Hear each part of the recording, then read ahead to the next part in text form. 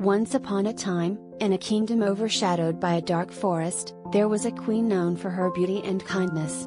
However, beneath her regal exterior lay a heart consumed by envy.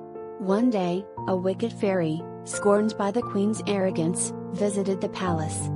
Disguised as a humble old woman, the fairy presented the queen with a magnificent crown, claiming it would grant eternal beauty and power.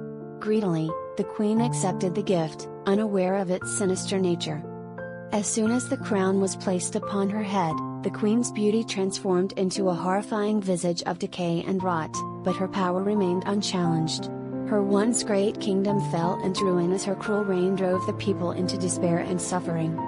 The fairy's curse was insidious. The queen would remain alive for eternity, a hideous wretch who could never escape the throne, forever isolated in her cursed splendor.